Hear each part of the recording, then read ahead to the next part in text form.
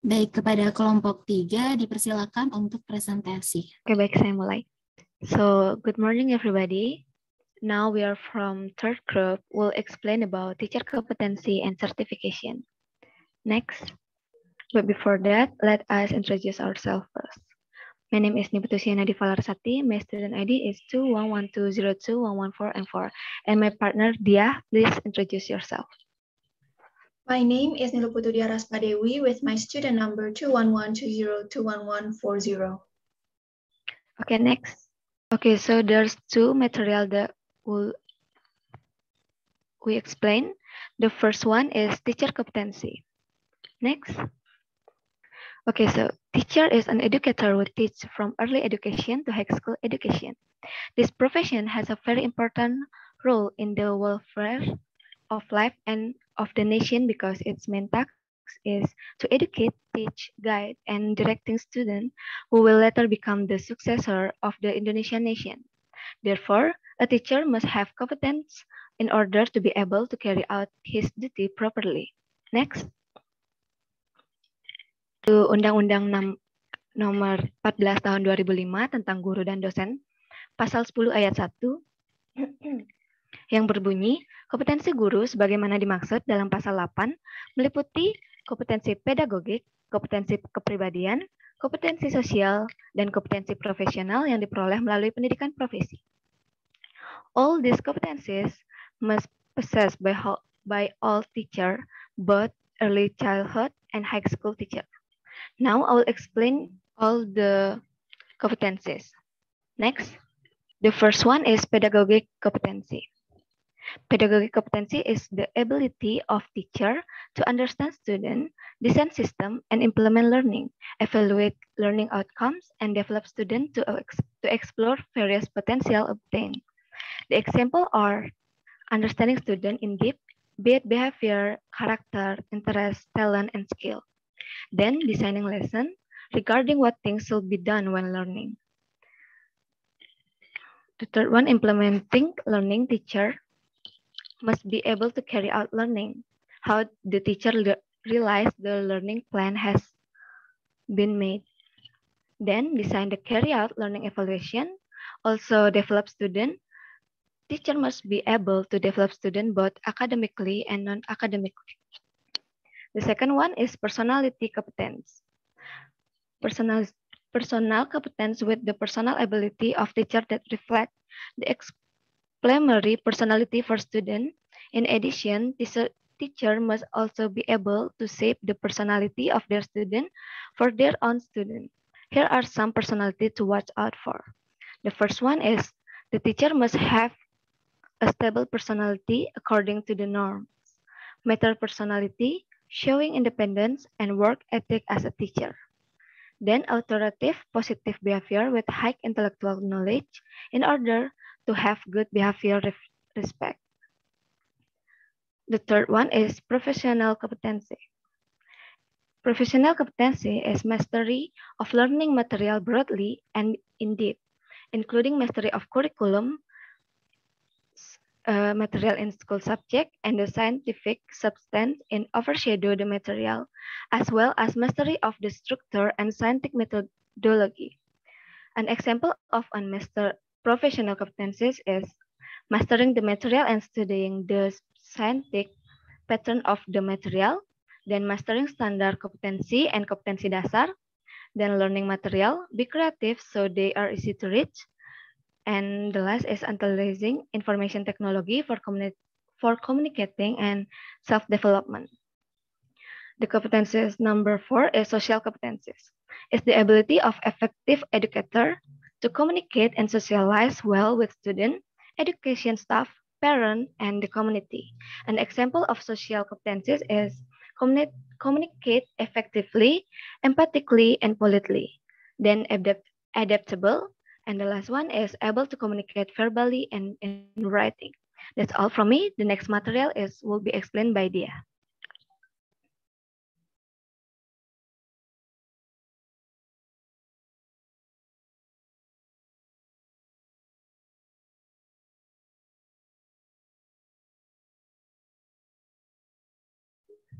Okay, so in this segment, I will be explaining about teacher certification, and I will be explaining about three things. The first one is definition of teacher certification, and the second one is purpose and benefit of teacher certification, and the last one is the step to get teacher certification. Next slide, please.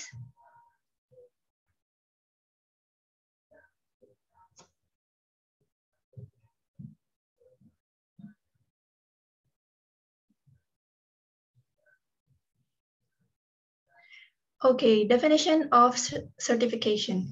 Certification is the process of providing educator certificates for teachers and lecturers or formal evidence as an acknowledgement given to teachers and lecturers as professionals. Teacher certification is mandate of the law of the Republic of Indonesia, number 20 of 2003 concerning national education system. Competency certificates are obtained from education providers and training institution after passing a competency test conducted by an accredited educational unit or certification body. Next slide, please. Next slide, please. Okay, so here are the purpose and benefit of teacher certification. So the purpose of teacher certification aims to determine the feasibility level of a teacher in carrying out his or her duties as a learning agent in schools, and at the same time providing educator certificates for teachers who have met the requirement and passed the certification test. And as for the benefit, overall, teacher certification is used to fulfill the goals of quality national education, improving the process and quality of educational outcomes, increasing teacher dignity, and increasing teacher professionalism. Next slide, please.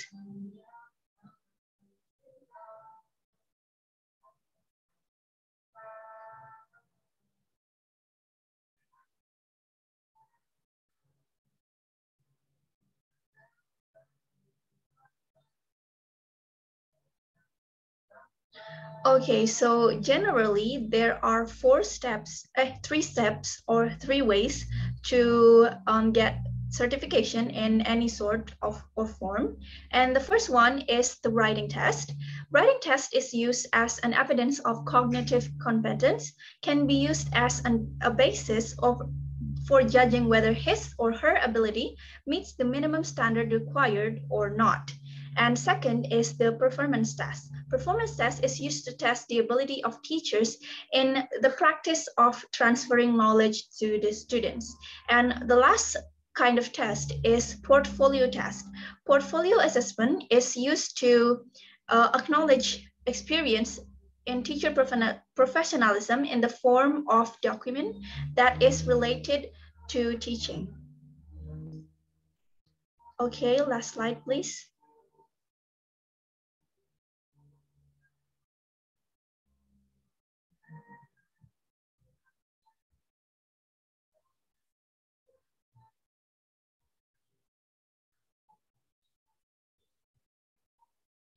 Okay, so thanks everyone for your attention. And that is all our presentation about teacher competence and certification. If there are any questions, we would be happy to try to answer after probably 2 questions. Thank you. Okay, Winda, please state your question. Oke, baik. Terima kasih atas kesempatan yang telah diberikan kepada saya. Di sini saya akan bertanya terkait dengan sertifikasi guru. Menurut kalian, apakah sertifikasi guru yang diberikan kepada guru itu akan otomatis atau efektif membuat guru itu lebih baik, atau justru membuat proses sertifikasi itu hanya sekedar bikin guru fokus sama ngejar karirnya daripada memperbaiki proses kegiatan belajar mengajar seperti itu? Sekali lagi, apakah sertifikasi guru efektif membuat guru itu lebih baik, atau justru proses sertifikasi guru hanya membuat guru itu fokus ngejar karirnya untuk daripada memperbaiki proses kegiatan mengajar? Bisa dimengerti? Baik, bisa dimengerti. Boleh saya ulang pertanyaannya, yaitu apakah sertifikasi guru akan membuat cara mengajar guru tersebut lebih baik, atau akan membuat guru tersebut lebih fokus terhadap karirnya dan mengejar sertifikasi tersebut. Apakah benar? Siap, benar. Terima kasih, Dia. Baik, terima kasih atas pertanyaannya, Winda. Kami tampung terlebih dahulu. Silakan untuk penanya selanjutnya.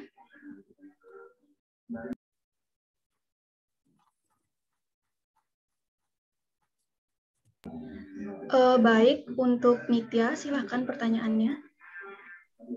Baik, terima kasih atas kesempatannya. Izinkan saya bertanya, seperti penjelasan Didi tadi ya di PowerPoint tentang benefit dari sertifikasi guru ini, yaitu to fulfill the goals of quality national education, improving the process and quality of educational outcomes. Nah, dengan pengertian itu, apakah setiap guru setelah mendapatkan sertifikasi akan tetap mendapatkan pelatihan agar skill-nya tetap terjaga, mungkin setiap tahun atau setiap minggu, atau tidak seperti itu? Karena saya juga kurang paham tentang sistem dari sertifikasi itu sendiri, dan yang saya ketahui sebelum mendapat sertifikasi itu kita mendapat mungkin ibaratnya kayak sekolah dulu baru kita mendapat sertifikasi. Nah, setelah mendapat sertifikasi, apakah akan ada pelatihan lagi setiap tahunnya agar menjaga dari skill guru itu sendiri? Terima kasih, Didi. Baik, terima kasih. Jadi saya akan ulang pertanyaannya. Apakah setelah guru mendapatkan sebuah sertifikasi, apakah akan ada pelatihan lanjutan yang berkala untuk mempertahankan sertifikasi tersebut, begitu? Iya, benar, Didi. Terima kasih. Baik, terima kasih atas pertanyaannya dari Winda dan Nitya. Kami mohon waktu sebentar untuk mencari sumber dan mencari jawaban agar bisa menjawab dengan maksimal. Terima kasih, Pak. Oke, baik. Di sini saya akan menjawab pertanyaan dari Winda, yaitu apakah sertifikasi efektif untuk guru mengajar lebih baik atau nanti guru hanya terfokus untuk mengejar karir? Nah, seperti yang sudah dijelaskan oleh Dia tadi, proses sertifikasi ini melalui banyak hal, yaitu dari tes tulis, tes portofolio, dan lain-lainnya, sehingga tes ini akan menjadi transparan dan mendapat tenaga pendidik yang lebih berkualitas. Jadi, menurut saya ini sudah sangat efektif, sertifikasi guru. Apakah efektif atau tidak? Sertifikasi guru itu sendiri sudah ada landasan hukum sertifikasinya, dan juga tahapan sertifikasi guru melalui banyak tes, yaitu tes tulis, tes kinerja, self-apresial dalam bentuk portofolio dan perapresial.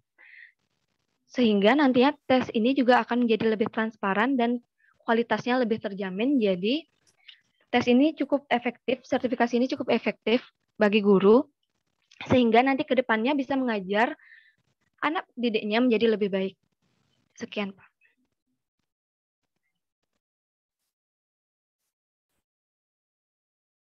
Oke.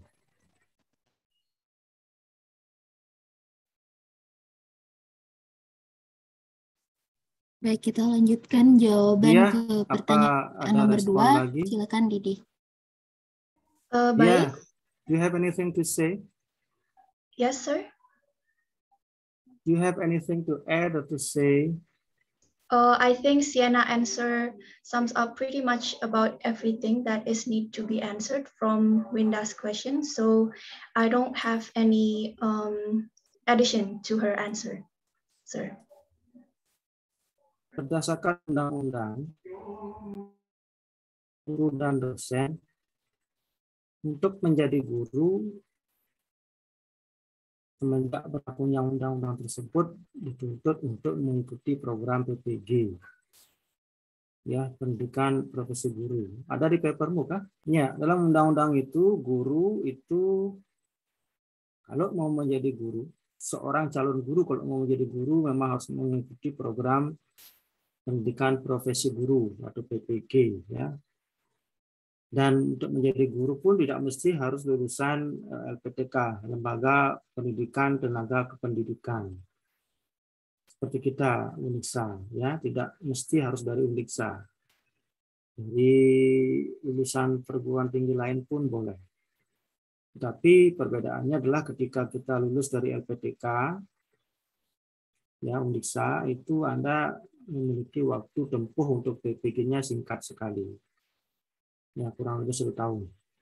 Yang biasa kita alami dan kami di ELI juga biasa menghandle itu, 1 semester untuk pembelajaran teori, 1 semester untuk praktek pengajaran. Ya.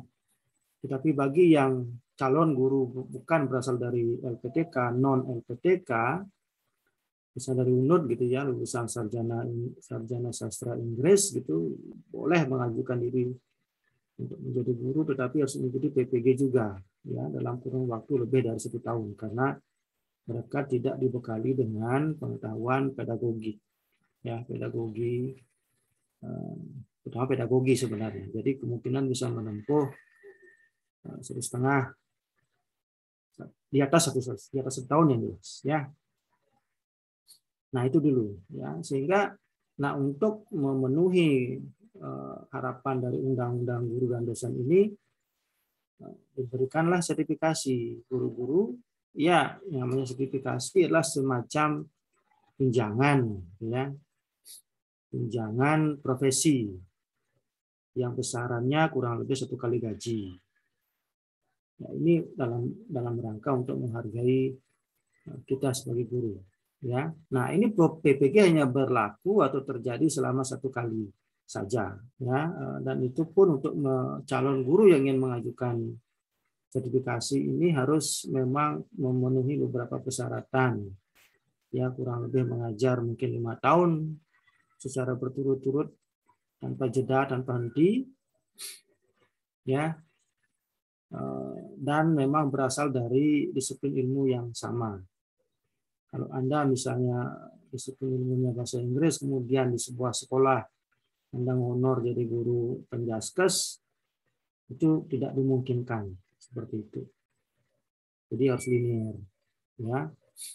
Linear itu artinya satu jalur, satu disiplin ilmu. Nah, setelah selesai menempuh PPG, diberikan tes, ya, uji kompetensi guru (UKG). Ya, lulus itu baru Anda berhak memperoleh sertifikat plus tunjangan yang menyertainya, gitu ya. Setelah itu tidak ada lagi pelatihan. Ya, jadi kalau kita dibilang apakah sertifikasi guru ini merupakan jaminan untuk kinerja guru atau profesionalisme guru lebih bagus, juga tidak bisa katakan, kita tidak bisa mengatakan seperti itu. Ya, karena sertifikasi ini hanya sebagai alat untuk memperoleh sertifikat, gitu ya. Alat untuk apakah dia memang secara kompetensi memenuhi semuanya. Oke, memenuhi. Sekarang dalam proses perjalanannya setelah tersertifikasi, semestinya kalau mau meningkatkan kualitas kan harus ada pelatihan secara intensif. Ya, itulah kenapa saya meminta kalian membagi kelompok. 1, sertifikasi guru Indonesia, dan kedua, sertifikasi guru di luar negeri. Ya, contohnya mungkin di Jepang, Finlandia, Amerika, Australia, Singapura, kalau kebetulan menemukan artikel semacam itu. Ini ingin membandingkan, ya, bagaimanakah proses pendidikan guru di luar negeri, itu tujuan saya. Ya, kalaupun pengetahuan kalau tidak lengkap, tidak apa-apa, saya yang melengkapi gitu. Makanya kalau penyaji tidak mampu menjawab pertanyaan, saya tidak persoalkan karena kalian juga tidak tahu banyak tentang itu. Makanya saya bilang, saya diam dulu tadi, ingin tahu seperti apa kalian merespon, memberikan jawaban. Nah, saya sudah berikan penjelasan yang lebih lengkap lagi sekarang. Ya, jadi tidak ada jaminan, Winda, kalau memang guru itu akan jauh lebih profesional, kecuali memang ada program yang disebut dengan professional development yang semestinya intensif dilakukan oleh Dinas Pendidikan ataupun pihak sekolah untuk peningkatan profesionalisme atau kemampuan guru dalam mengajar dan sebagainya. Seperti itu mestinya, ya. Lain kita akan jauh berbeda sistem sekolah yang bersifat internasional, ya, sekolah internasional, ya. Sampai contoh misalnya di Admika School itu di Badung, ya. kami pernah berkunjung ke sana, memang setiap minggu guru-guru diberikan pelatihan secara intensif. Ya, ada hari dan jam tertentu mereka harus ikut pelatihan untuk peningkatan kualitas pembelajaran mereka. Ya, kita di sistem non international schools itu jarang memberikan pelatihan semacam itu. Ada tetapi tidak intensif. Walaupun semestinya itu dilakukan oleh MGMP, ya, musyawarah guru mata pelajaran, itu pun jarang. Seperti itu. Ya intinya memang pelatihan, seminar, workshop untuk meningkatkan kualitas guru itu memang hampir jarang saya bisa katakan diberikan kepada guru-guru. Ya. Nah, itu persoalannya. Jadi jangan menuntut profesionalisme kualitas guru yang baik kalau tidak pernah diasah ilmu dan kompetensinya. Ya. Dan sertifikasi hanyalah sebagai cara untuk atau alat untuk meningkatkan kesejahteraan guru. Lain halnya dengan dosen yang memang kami secara intensif melakukan seminar, workshop gitu ya. Guru juga sebenarnya ada kalau mereka menginginkan atau ingin ikut workshop atau seminar internasional yang diselenggarakan oleh perguruan tinggi pun boleh sebenarnya. Tapi tidak semua guru ikut. Ya, kami terbiasa ya, dosen-dosen itu terbiasa pergi ke Jawa, ke luar negeri untuk mengikuti seminar atau workshop internasional, gitu ya. Dan itu biasa terjadi di tempat-tempat seperti misalnya Jakarta, Bandung, gitu ya. Kami harus ke sana. Dan Pasar pernah beberapa kali. Ya, yang hadir itu guru-guru di Indonesia plus pembicara-pembicara asing yang memang mumpuni di bidangnya. Gitu. Ada guru yang saya kenal waktu itu ikut dalam seminar itu. Nah, kalau mau begitu sih boleh saja. Tetapi perbedaan antara guru dan dosen, tuntutan mereka tidak setinggi tuntutan dosen. Ya, kalau dosen itu meneliti setiap tahun. Ibaratnya kami dosen itu membuat skripsi setiap tahun. Ya, tapi kalau guru mereka hanya dituntut menulis karya tulis ilmiah untuk kepentingan kenaikan pangkat biasanya. Tidak wajib, tapi kalau kami wajib. Jadi profesionalisme atau kemampuan kami dalam hal ilmu dan skill itu sudah sangat terasah. Ya, saya malah sering berharap kenapa ada jurang yang begitu jauh antara guru dan dosen, mestinya sama. Dan mestinya juga gaji guru kalau memang mau mengikuti pola kerja dosen juga sama, sehingga mereka betul-betul bisa berkompetisi dengan kami, dengan dosen. Itu mestinya begitu. Dibuka jalur atau dibuka keran, penutup di antara kami itu dibuka. Sehingga guru kalau mau meningkatkan kualitasnya bisa seperti dosen semestinya. Nah, ini yang terjadi dengan guru-guru yang di Finlandia. Kualifikasi mereka sudah hampir menyerupai kualifikasi dosen. Jadi ya otomatislah kemampuan mereka atau pendidikan mereka jauh lebih bagus dari pendidikan kita. Ya, itu yang bisa saya jawab, Binda. Bisa diterima. Terima kasih atas jawabannya, Pak, dan Siena. Oke, berikutnya pertanyaan berikutnya, silakan ditanggapi dulu. Baik, pertanyaan selanjutnya dari Nitya. Apakah ada kelanjutan dari sertifikasi awal yang telah dilakukan oleh guru? Pertama-tama dari sumber yang saya dapat ya dari Pendidikan dan Latihan Profesi Guru atau PLPG, yaitu guru profesional harus memiliki kualifikasi akademik minimum sarjana S1 atau diploma D4 dan menguasai kompetensi yang seperti sudah dijelaskan oleh Siena sebelumnya, yaitu kompetensi pedagogik, profesional, sosial, dan kepribadian.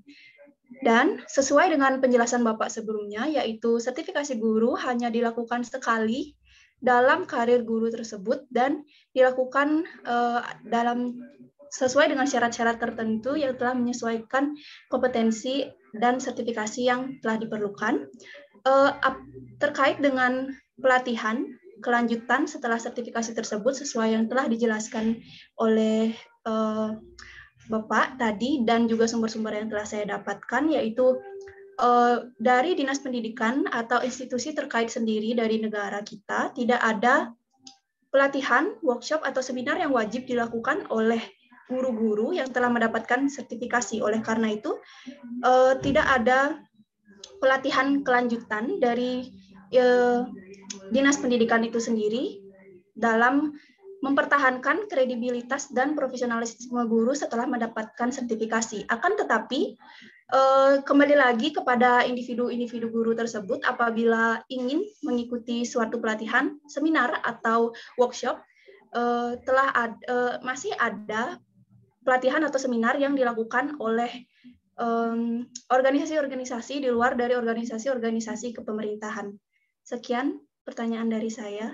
Apakah ada yang ingin menambahkan? Ya, betul. Tidak ada kelanjutan ya dari proses sertifikasi itu. Yang bisa katakan ini adalah awal untuk memperoleh sertifikat dan tunjangan, itu saja ya. Dan memang ketika kalau guru itu ingin mengikuti pelatihan pun atau seminar pun biasanya akan mengeluarkan dana yang tidak sedikit gitu ya. TEFLIN ya, Teaching English as a Professional as a Foreign Language in Indonesia, organisasi pengajaran dan pendidikan bahasa Inggris itu terjadi tidak hanya berlangsung di Indonesia, tidak hanya berlangsung di Indonesia, tapi juga bisa ke beberapa negara pesertanya ya. Pernah ke Filipina, pernah ke Thailand, itu tapi saya tidak pernah sejauh itu mengikuti. Ya lumayan biayanya. Jadi guru-guru kalau mau ikut itu lumayan juga gitu, karena tergantung pada uang saku guru dan dana yang disediakan oleh sekolah gitu ya. Nah, itu mungkin kendala yang kita hadapi ya. Tetapi ketika bahkan ketika TEFLIN ini terjadi di Denpasar pun, berlangsung di Denpasar pun tidak banyak guru yang ikut karena uang pendaftaran lagi yang lumayan gitu ya. Padahal boleh saja mereka jadi peserta, tidak mesti harus jadi penyaji makalah, tidak mesti. Peserta pun boleh, hanya sebatas untuk anak mengenal ini loh ternyata tren-tren atau isu-isu yang ada pada pembelajaran bahasa Inggris. Tapi kembali lagi kepada dana yang tersedia untuk mereka, gitu ya, sangat minim. Karena memang juga tuntutannya tidak setinggi dosen, itu saja. Jadi guru-guru kebanyakan jadi ogah-ogahan untuk ikut gitu, ya. Tapi kalau guru yang memang berasal dari sekolah-sekolah internasional, mereka sudah disubsidi oleh sekolahnya untuk ikut international seminar semacam itu, ya. Ya, kalaupun diselenggarakan oleh, nah sekarang kalaupun pelatihan itu diselenggarakan oleh Dinas Pendidikan itu tidak dikhususkan untuk guru-guru yang tersertifikasi. Ya, biasanya dia akan menyasar guru-guru semuanya tanpa terkecuali, karena ini kan pelatihan yang diselenggarakan oleh dinas secara gratis. Dan sebenarnya kami pun dari pihak dosen sering melakukan pelatihan workshop ya, yang kami sebut. Karena itu merupakan tugas kami ya. Jadi tugas dosen itu ada Tridharma perguruan tinggi, Tridharma, Tri, 3. 1 itu tugasnya untuk mengajar, 2 tugasnya untuk pelajar, 2 tugasnya untuk meneliti, belajar dan mengajar tugas pertama. Yang kedua adalah meneliti, yang ketiga adalah pengabdian kepada masyarakat. Nah, melalui program pengabdian kepada masyarakat inilah kami para dosen memberikan workshop, seminar kepada guru-guru ya, sebenarnya untuk meningkatkan kemampuan mereka dalam pembelajaran. Nah, itu biasanya free of charge gitu ya. Jadi mereka datang ikut tanpa dipungut biaya, karena memang ketika kami mengajukan program itu pun kami akan didanai oleh pemerintah. Jadi kami dapat dana dari pemerintah, kemudian dana itu kami gunakan untuk menyelenggarakan pengabdian kepada masyarakat, kepada guru-guru. Itu mesti dilakukan selama setahun sekali, setiap tahun sekali. Jadi di samping meneliti, yang saya bilang tadi membuat skripsi setiap tahun, dosen juga harus melakukan seminar atau workshop untuk meningkatkan profesionalisme guru, ya, tanpa terkecuali. Jadi guru-guru seperti kita, guru-guru bahasa Inggris yang terus-terusan kami undang, entah di level SMP, SMA maupun SMK. Dan itu pun terjadi setahun sekali. Nah, sekarang tergantung berapa banyak dosen yang mengajukan program itu, segitulah yang guru-guru bisa ikuti. Seperti itu, ya. Jadi ya kalau mau dilihat rutinitas kemampuan profesionalisme tiap tahun pasti ada dari kami dan juga dari Dinas Pendidikan, tetapi efeknya tidak terlalu besar sebenarnya. Karena semua itu pun kembali kepada pengelolaan pembelajaran di sekolah masing-masing. Ya, kalau masih pembelajarannya dalam jumlah besar, siswanya besar, ya sementara satu sekolah, satu kelas itu atau satu mata pelajaran dihandle oleh satu orang guru, itu jangan harap hasil yang lebih baik. Karena sekolah-sekolah internasional mereka terbiasa menggunakan minimal 2 guru di dalam setiap pembelajaran, dan murid pun dibatasi 20 sampai 25. 25 itu pun banyak. Ya, 20 biasanya mereka pakai. Jadi satu kelasnya 20, kemudian gurunya 2. Ya, tapi gajinya lebih besar dari guru kita. Mestinya gaji guru kita 2 kali gajinya guru-guru internasional, ya, karena semuanya di-handle sendiri oleh satu orang guru. Ya, jadi kalau mau jadi guru itu harus sakti mandraguna, ya. Sakti mandraguna karena Anda harus menghandle 30 sampai 35 orang siswa. Nah, itu persoalannya, ya. Dari segitu aja sudah tidak mencerminkan kualitas yang baik. Tapi tidak tahulah bagaimana di program pemerintah, apakah akan menyediakan 2 guru ketika pembelajaran atau kelasnya di-split jadi 2 sehingga beban guru menjadi lebih ringan dan lebih bisa fokus lagi. Seperti itu, ya. Oke, sudah bisa diterima? Siapa artinya jika izin bertanya lagi, Pak. Artinya ya, jika kita sebagai guru yang sudah mendapat sertifikasi, jika ingin menambahkan, maksudnya mengasah skill lagi, itu sebenarnya boleh, cuman dari pembiayaan dari diri sendiri, seperti itu, Pak? iya, boleh sekali, ya. Tetapi, nah biasanya mereka melakukan itu pasti motivasinya kenaikan pangkat. Ya, jarang murni karena ingin meningkatkan kemampuan mengasah keterampilan mereka mengajar, jarang. Tetapi biasanya untuk kenaikan pangkat karena mereka harus mengumpulkan sekian kredit poin, kemudian untuk bisa menaikkan pangkat mereka dari 3A ke 3B, 3B ke 3C, 3D dan seterusnya. Nah, itu yang mereka kejar. Ya. Kalau salah kalau mau ke guru kalau mau ke 4A harus punya artikel. Ya. Nah, mereka berlomba-lomba gitu ya, mengikuti pembelajaran tentang pembuatan artikel, kemudian bagaimana caranya mengupload atau mengajukan artikel ke sebuah jurnal, itu yang biasanya dikejar, ya.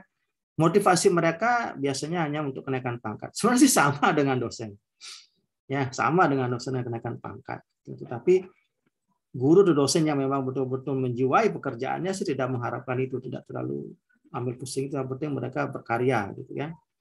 Lalu yang bisa, ya. Lalu guru yang bisa ikut sertifikasi itu apakah yang non PNS juga bisa ikut, Pak?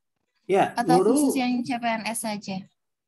Pemerintah tidak membatasi itu, ya. Pemerintah berlaku adil. Guru yang PNS, guru yang kontrak, guru yang diangkat oleh swasta, guru swasta berhak untuk diikutkan dalam program sertifikasi ini, tetapi dengan syarat-syarat tertentu. Ya, seperti saya sebutkan tadi, mungkin kurang lebih 5 tahun, ya. Minimal 5 tahun mengajar berturut-turut tanpa henti, tanpa jeda, artinya 5 tahun dia terus, tidak boleh 2 tahun berhenti, 1 tahun kemudian lanjut lagi, tidak bisa begitu. Tidak diakumulasikan. Jadi harus berturut-turut begitu mengajar, ya. Yang kedua, untuk ikut PPG ini pun mereka harus ikut tes yang diselenggarakan oleh Dinas Pendidikan. Kalau mereka lolos, dulu istilahnya buku 1, buku 2. Ya, nggak ngerti juga saya kenapa disebut buku 1, buku 2. Jadi begitu mereka masuk daftar itu, daftar kelayakan untuk ikut sertifikasi guru, mereka masuk ke sana, tinggal tunggu giliran. Dan pasti diutamakan untuk guru-guru yang memang sudah berumur di atas 35 tahun dengan masa kerja sekian lama, seperti itu. Ya, tidak ada batasan itu. Jadi guru PNS, guru kontrak di sekolah negeri maupun swasta, guru yang diangkat oleh swasta pun, artinya guru yayasan, berhak mengikuti sertifikasi. Baik, Pak, izin pemerintah bertanya. meningkatkan kesejahteraan guru sebenarnya. Pak, apakah saya boleh bertanya? Ya, silakan. Tadi kan Bapak sempat singgung tentang seleksi gitu, Pak ya. Namun apabila kan diseleksi gitu kan Pak ya untuk sertifikasi guru itu. Ya. Nah, kalau misalnya ada yang tidak lolos gitu, apakah bisa dicoba lagi tahun depannya atau bagaimana? Bisa, ya, untuk sertifikasi sangat bisa. Dan kalau memang kalaupun dia gagal, dia akan kena usia. Biasanya dia akan kena usia. Oh, saya sudah sekian, mau enggak mau dia harus ikut. Biasanya begitu. Kalau mau tes kan itu tujuannya untuk menyaring dulu ya dari segi kemampuan mana yang layak untuk segera mendapatkan sertifikasi. Tapi kalau sudah kemampuan seorang guru lemah, dia tinggal menunggu usia saja kalau nggak salah. Kalau nggak salah ya informasi dari teman saya, dia tinggal menunggu usia saja. Jadi mungkin sudah 40 tahun dia serta-merta bisa diikutkan untuk sertifikasi. Kan kasihan dong, sudah mengabdi bertahun-tahun tidak diberikan sertifikasi kan tidak adil rasanya. Kalaupun dia secara kemampuan mungkin kalah sama guru-guru muda gitu loh.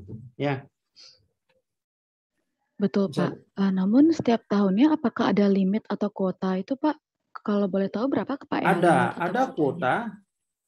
Ada kuota. Itu kuotanya dari pemerintah. Karena itu terkait dengan anggaran pemerintah. Yang menyelenggarakan dananya dari pemerintah pusat, APBN kalau salah, ya. Kemudian diserahkan kepada lembaga-lembaga yang menyelenggarakan sertifikasi itu, kayak kita di ELE mendapatkan izin untuk menyelenggarakan itu. Jadi tidak semua perguruan tinggi berhak menyelenggarakan PPG, hanya PPG yang ditunjuk oleh pemerintah. Dan untuk mau mengajukan itu pun pemerintah menyeleksi perguruan tinggi mana yang berhak dan layak untuk menyelenggarakan PPG. Gitu ya. Bahasa Inggris untuk daerah timur diserahkan ke kita. Ya, kalau daerah barat itu kalau salah UPI atau UM, Universitas Negeri Malang yang menyelenggarakan itu. Dan kuotanya pun tergantung kepada pemerintah. Jadi Pemda itu menyerahkan kepada pemerintah pusat daftar ya guru yang layak atau berhak untuk ikut sertifikasi, kemudian pemerintah mengatakan dananya sekian gitu ya, silakan yang mana duluan gitu. Jadi harus sinkron itu karena kan semua terkait dengan dana penyelenggaraan ya, begitu. Baik Pak, namun guru itu apakah boleh mendapatkan sertifikat lebih dari satu Pak? Apa yang sertifikat lebih dari satu? Kalau sertifikat tanah lebih dari satu bagus. Kalau sertifikat pendidikan cuma satu ya. Satu, saya punya Pak. Satu aja, nggak usah banyak-banyak. Sertifikat seminar, workshop, ya boleh. Itu yang dipakai untuk kenaikan pangkat. Tapi sertifikat pendidik itu cuma satu. Gitu. Ya. Baik, Pak. Itu. Sertifikat pendidik itu berapa lama, Pak, ya berlakunya? Seumur hidup atau bagaimana? Dalam undang-undang sih sekali. Berarti seumur hidup. Belum ada undang-undang yang direvisi. Kalaupun undang-undang itu direvisi, itu pertanyaannya bagus sekali, Nadia. Kamu cukup kritis. Kalau memang nanti undang-undang lama sudah tidak dianggap relevan, dibuat revisi undang-undang baru, mungkin saja akan berlaku 5 tahun sekali. Mungkin, tapi untuk saat ini undang-undangnya masih sama, ya sekali diperoleh dan bisa kita katakan sekali seumur hidup. Gitu.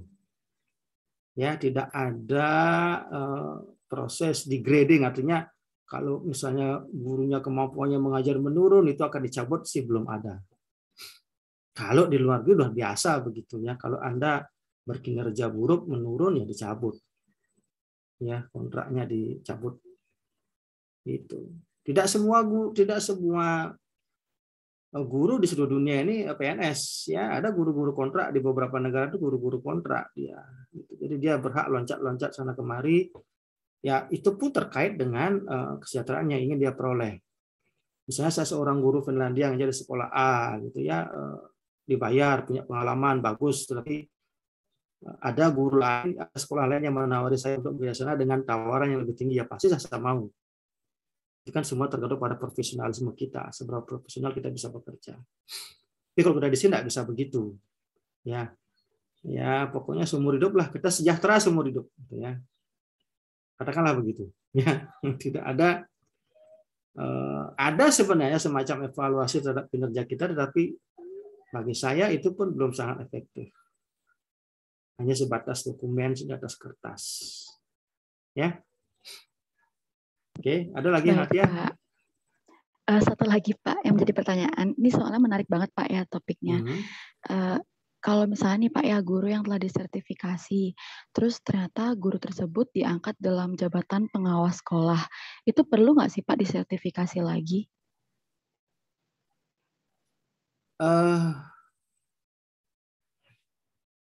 Yang diberikan sertifikasi itu guru, bukan pengawas sekolah. Ya, biasanya yang jadi pengawas sekolah itu guru yang berpengalaman. Ya, tanda kutip saya katakan guru-guru yang mestinya sudah mendapatkan karir tapi tidak dapat jabatan. Tanda kutip saya bilang, ya. Atau guru-guru yang dianggap sebagai kontra pemerintahan, karena terkadang inilah susahnya program kita, dunia politik masuk ke dalam ranah pendidikan, ya. Banyak guru-guru yang bagus di daerah-daerah itu yang kritis itu tidak cocok dengan dinas pendidikan, tidak cocok dengan Pemda, itu malah disingkirkan atau malah diangkat jadi pengawas. Ya, dengan bermaksud untuk tanda kutip membungkam guru itu. Itulah karena politik maksud. Ya, susah. Segalanya berbau politik, ya. Pokoknya sedikit-sedikit politik kita di sini. Itu yang jadi persoalan. Di luar negeri itu tidak boleh politik masuk ke dalam dunia akademik, kampus maupun sekolah. Itu murni akademik. Ya, jadi pengawas tidak mendapatkan sertifikasi. Pengawas hanyalah jabatan. Dia pasti sudah mendapat sertifikat pendidik sebelumnya apabila dia jadi guru. Gitu. Ya, pengawas itu biasanya setelah jabatan kepala sekolah mau dibawa kemana lagi, gitu kan? Kasihan kita angkat dia jadi pengawas, gitu biasanya pemerintah ya. Itu semacam penghargaan bagi kepala-kepala sekolah yang sudah ya menjelang pensiun, gitu biasanya yang saya tahu. Ya, nggak ada sertifikasi lagi, artinya sampai di sana hanya sertifikasi guru saja. Oke? Oke Pak, baik. Terima kasih banyak Pak sudah menjawab pertanyaan saya. Oke, sama-sama. Silakan, ada lagi pertanyaan? Saya, Pak. Silakan, Rafli. Tadi kan Bapak bilang sertifikat guru itu kan berlaku untuk seumur hidup. Misalnya, guru itu sudah bertambah tua ataupun mengalami kendala, bukankah itu mengurangi kinerja atau efektivitas dalam pembelajaran, Pak? Sangat. Ya. Sangat mengurangi. Kenapa? Ya. Apakah mungkin pemerintah perlu untuk melakukan revisi undang-undang untuk mengatasi hal tersebut? Seperti yang Bapak bilang, mungkin sertifikat itu seharusnya memiliki jangka waktu tenggang agar lebih efektivitas sehingga pendidikan kita agar lebih maju begitu, Pak. Ya, selama belum ada isu tentang itu yang masuk ke ranah Dewan Perwakilan Rakyat, ya undang-undangnya belum bisa dirubah. Yang berhak untuk mengubah undang-undang kan DPR. Ya, yang berhak untuk membuat dan mengubah undang-undang itu DPR atas masukan dari pemerintah. Pemerintah biasanya menyusun draft, kemudian diajukanlah ke Dewan DPR untuk digodok di sana, diskusikan, dan sampai akhirnya jadilah sebuah undang-undang. Jadi silakan saja kalau memang Rafli berkenan seperti itu, misalnya ingin seperti itu, ya silakan tulis di surat pembaca. Kalau Rafli saja yang menyuarakan tidak akan didengar, tapi kalau banyak orang yang menyuarakan mungkin akan didengar oleh pemerintah, kemudian digodok dalam bentuk draft undang-undang baru, pengganti undang-undang lama, boleh. Ya, memang begitu. Jadi kalau gurunya, jangankan guru, Rafli, dosen yang menjelang pensiun pun ogah-ogahan gitu ya. Ya, ogah-ogahan gitu. Karena memang ngapain sebentar lagi mau pensiun gitu kan. Nah, ini yang sebenarnya tidak bagus sebenarnya dalam era seperti sekarang gitu ya. Karena memang itu profesionalisme yang tinggi. Gitu. Ya, bisa saja tuh, tidak ada undang-undang yang abadi kan. undang-undang itu bisa direvisi. Oke? Baik, terima kasih Pak. Ya. Ada lagi? Saya Pak. Saya siapa? Marta. Yang bertanya lebih dulu Pak. Ya, silakan Marta. Saya ingin bertanya Pak, kan Bapak tadi bilang kalau politik ada dalam proses sertifikasi guru. Nah, apakah pernah ada Pak kejadian nepotisme dalam sertifikasi guru ini? Pertanyaan yang bagus. Ya, terima kasih Bapak. Sejauh yang saya tahu, tidak tahu ya, karena saya tidak pernah membaca atau mendengar isu begitu. Tapi yang namanya KKN kan bisa masuk kemana saja, ya. Ada mungkin ya saya bilang mungkin, tidak pasti. Guru yang dekat dengan dinas pendidikan gitu ya, tanda kutip kong kali kong sedikit gitu ya, biar diajukan namanya untuk sertifikasi. Ada saja sih kemungkinan begitu. Ya, tapi bukti saya tidak punya, ya. Tapi kemungkinan selalu ada, gitu ya Marta ya. Apalagi begitu, perekrutan CPNS pun yang kasus terakhir kan ribut itu pun juga dimungkinkan oleh hal seperti itu, ya. Jadi kekuasaan itu betul-betul bisa merambah, maksudnya politik kekuasaan bisa merambah ke berbagai lini, termasuk ke sertifikasi, tidak menutup kemungkinan itu terjadi. Jangan berkecil hati, Marta ya. Jalanmu masih panjang. Masih panjang, masih baru semester 1, harus kuliah lagi 7 semester lagi, kemudian lulus sarjana pendidikan bahasa Inggris, kemudian menempuh lagi PPG. Ya, ingat tidak serta-merta Anda diangkat menjadi guru. Tetapi terkadang yang jadi pertanyaannya adalah Pemda itu mencari guru, merekrut guru PNS-nya tanpa melihat apakah guru-guru daerahnya itu ada nggak yang tersertifikasi. Nah, ini ada isu teman saya sebenarnya dia sudah tersertifikasi karena waktu itu syarat untuk sertifikasi harus ikut program SM3T itu ya, sarjana masuk, dia ngajar ke daerah terpencil, terdepan, terluar gitu, sudah sarjana dia, kemudian ikut programnya pemerintah SM3T selama setahun, dia mengajar di Papua, di Indonesia terdepan, terluar itu selama setahun, kemudian setelah itu mereka berhak untuk ikut PPG. Ini program pemerintah pusat langsung. Nah, setelah lulus dia punya sertifikat pendidik. Nah, kemudian anehnya ketika Pemda ingin merekrut guru PNS, mestinya orang ini otomatis diangkat guru karena dia sudah tersertifikasi. Kan gitu mestinya. Ya, Pemda itu mestinya mendata guru-guru yang sudah punya sertifikasi lewat jalur SM3T atau jalur-jalur apapun. Nyatanya teman saya ini tetap aja dia belum diangkat jadi guru, padahal dia sudah punya sertifikat pendidik. Nah, ini anehnya. Apakah Pemda kecolongan atau Pemda punya anak emas untuk diangkat? Ya, menelantarkan guru yang sudah tersertifikasi, yang sudah selama setahun dia mengabdi di daerah terpencil, terluar gitu kan, mestinya itu yang diangkat. Karena Anda sudah pegang sertifikat pendidik. Ya, seperti itu. Ya, yang terjadi. Tapi kalau seandainya itu guru ini mau menulis surat pembaca, kemudian mengajukan protes ke pemerintah pusat, bisa saja itu dianulir. Ya, bisa saja dia pemerintah pusat akan memaksa pemerintah daerah untuk mengangkat guru ini karena dia sudah tersertifikasi loh, dan sudah ikut programnya pemerintah. Begitu mestinya. Tapi tidak tahulah bagaimana permainan Pemda gitu ya. Ya, nah itu yang saya sampaikan, Marta. Ya. Terima kasih, Bapak. Ya, silakan kalau ada lagi pertanyaan. Boleh saya, Pak? Saya boleh, Pak. Yuda. Semuanya boleh, sebenarnya tahu yang mana duluan. Yuda duluan. Yuda, oke. Silakan. Jadi pertanyaan saya kan, misalnya ada seorang guru SD nih ya Pak, yang telah disertifikasi sebagai guru kelas, namun dia itu tiba-tiba dialih tugaskan mengajar ke SMP sebagai guru mata pelajaran.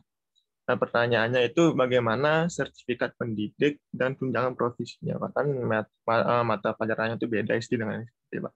Seperti itu. Nah, ini lagi keajaiban terjadi di bangsa ini.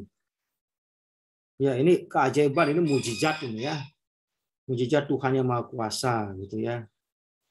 Ya, mana mungkin lah sudah tersertifikasi di SD, kemudian tiba-tiba diangkat misbar istilahnya, misbar ke SMP, kemudian ngajar di mata pelajaran. Ada kasus begitu.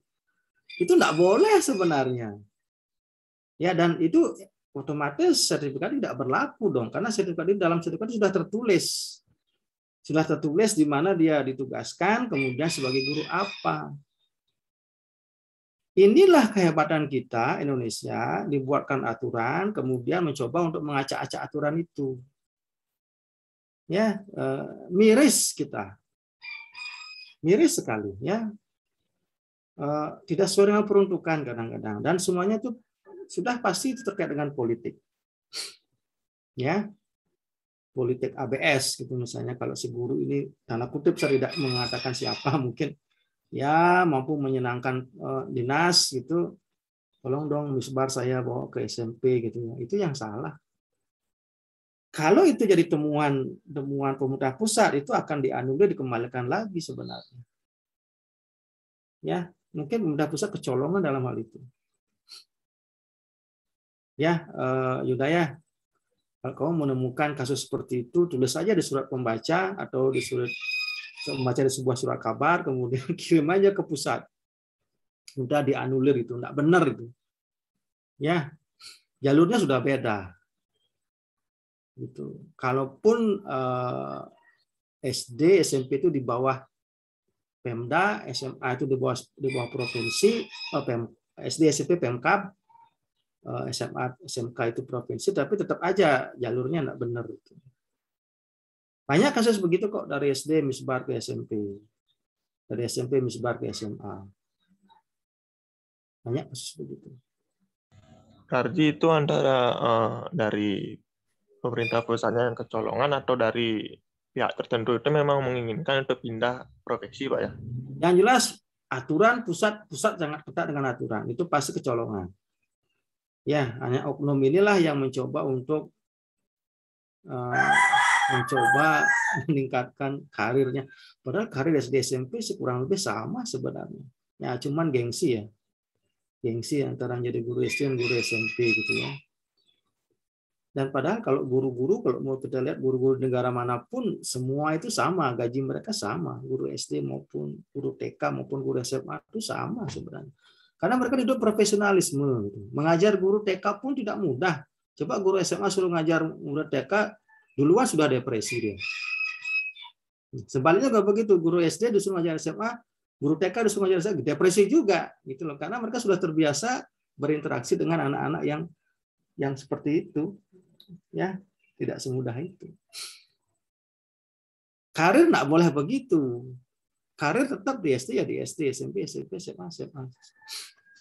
Ya, tetapi yang namanya Indonesia kan negeri plus 62 kata orang, anything can happen, everything is possible. Off the record, ini di record ya, tapi off the record. Lanjut. Pak, terima kasih. Ya, silakan. Bisa diterima kan? Itulah yang terjadi di negeri kita ya. Bisa Pak, bisa. Silakan Denny. Baik Pak, tadi kan Bapak sempat tuh menjelaskan bahwa sertifikasi berarti dapat 1 kali gaji lagi tambahan kan? Maka ya, dari jangan. itu berarti seorang guru yang mendapat sertifikasi akan mendapat gaji 2 kali dari sebelumnya atau bagaimana Pak? Dan ya, sistemnya itu gimana? Apakah diberikan setiap bulan atau diakumulasikan terlebih dahulu? Kayak seumpama seorang guru punya gaji 3 juta, maka setiap bulan akan mendapat 6 juta atau diakumulasikan selama contoh 6 bulan, lalu dikasih sekalian menjadi 18 juta gitu Pak. di 6 bulan. Ya, yang jelas. Makasih, Pak. Ya, terima kasih, Den. Sertifikasi itu tunjangan 1 kali gaji, itu istilahnya ya. Tunjangan, namanya tunjangan profesi. Jadi karena dia profesi guru memperoleh tunjangan, sama kayak dokter. Ya, karena dia profesi dokter dia dapat tunjangan, gitu ya. 1 kali gaji. Tergantung kepada pembayaran sertifikasi, tergantung pada PMK-nya. Kalau saya di perguruan tinggi itu yang membayar adalah Kementerian Pendidikan dan Kebudayaan. Kalau saya dibayarkan tiap bulan. Jadi gaji plus sertifikasi dibayarkan. Double ya. Tetapi kalau guru biasanya kalau di guru di Buleleng itu kalau salah itu dirapel 3 bulan sekali. Kalau gaji tetap tiap bulan, kemudian tunjangannya itu sertifikasi itu dibayarkan 3 bulan apa 6 bulan sekali, saya kurang tahu. Dan bahkan lambat bayarnya. Dan terkadang tidak teratur. Ya, tidak seperti pembayaran gaji. Tiap tanggal 1 tidak. Itu biasanya sih akhir bulan atau pertengahan bulan atau akhir bulan. Biasanya dirapel kalau nggak salah. Ya, biasanya dirapel. Jadi gitu. Ya, tinggal hitung aja kalau dirapel 6 bulan baru dibayarkan ya, katakanlah 3 juta kali 6. 18 gitu ya. Nah, kalau gaji sudah tiap bulan dibayarkan. Gitu ya. Den ya. Baik, Pak. Makasih, Pak. Ya, rapelan 1 orang guru selama 6 bulan itu adalah 1 kali gaji guru di Jepang. Ya, rapelan seorang dosen itu adalah 1 kali 1 bulan gaji di Finlandia. Jadi sangat beda. Ya, itu yang terjadi.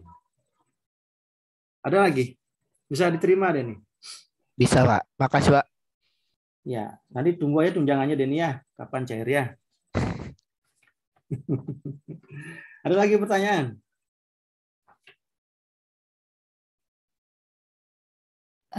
Izin bertanya Bapak sekali lagi dari saya. Ya, silakan. Sekarang kan sistem CPNS kita untuk para guru digantikan dengan P3K. Nah, apakah dengan digantikannya sistem ini, apakah berpengaruh juga dengan sistem sertifikasi, Pak? Apa mungkin di-cut beberapa? Karena kan yang ikut P3K ini harus dari guru yang pernah ibaratnya apa sih honorer gitu terlebih dahulu. Gimana ya, Pak? Apakah berpengaruh atau tidak seperti itu dengan sistem sertifikasi? Terima kasih, Bapak. Tidak diganti, Nitya, jangan salah persepsi. Pemerintah tetap merekrut guru dengan 2 jalur, ya, jalur ASN, aparatur sipil negara atau PNS dulu namanya, dan jalur P3K, ya, pegawai pemerintah dengan perjanjian kerja, ya, P3K. Direkrut dari 2 jalur yang sama. Direkrut dengan 2 jalur yang berbeda, sorry. Ya, dan kalau nggak salah P3K itu gajinya setara, kalau salah apa lebih dari ASN karena dia dengan perjanjian kerja, gitu. Ya, jadi ya, jangan salah itu masih berlaku karena tidak bisa tiba-tiba menutup perekrutan lewat ASN karena itu ada di undang-undang. Ya, kalau mau menutup itu undang-undangnya dulu dirubah. Ya. Undangnya dirubah, dikatakan diganti, tidak ada lagi perekrutan ASN, yang ada hanya P3K, baru boleh P3K saja. Ya, nah sekarang hanya Pak Menteri itu hanya ingin mengakomodasi jumlah kekurangan guru yang berlebih, sangat kekurangan sekali. Oleh karena itu direkrut melalui jalur ASN dan P3K. Dan saya mengamati itu akan suatu saat nanti ASN guru akan dihapus. Tentu saja harus melalui undang-undang ya. Dan dihapus. Nah, kemudian kalau tidak salah tunjangan mereka akan tinggi. Ya, gaji dan tunjangan mereka akan tinggi karena mereka tidak akan memperoleh dana pensiun. Ya, tidak akan memperoleh dana pensiun. Mungkin akan dapat pesangon. Dan isunya pun katanya sih PNS sekarang juga pensiunnya tidak akan dapat pensiunan, tetapi akan dapat pesangon. Jadi dibayarkan sekali. Karena dianggap untuk guru yang pensiun umur 65 itu masih dianggap produktif. Sehingga mereka justru dikasih, ini isu ya, akan dikasih pesangon, artinya sejumlah uang yang besar, blek gitu ya. Terserah itu mau dipakai beli mobil, atau kawin lagi, atau beli rumah, atau bikin usaha, terserah. Yang jelas pemerintah sudah memberikan dana sebesar itu untuk dia kembangkan karena masih dianggap umur 65 itu masih produktif. Gitu. Dan P3K saya belum membaca detail aturannya. Yang saya dengar itu tunjangannya lebih tinggi dari PNS. Gitu. Dan itu memang diperuntukkan untuk guru-guru yang memang sudah lama mengabdi, lama menghonor di sekolah, kan kasihan. Ya, itu Pak Menteri untuk mengakomodasi kepentingan guru-guru honorer. Begitu. Ya. Oke. Bisa diterima? Baik. Terima kasih Bapak, bisa diterima.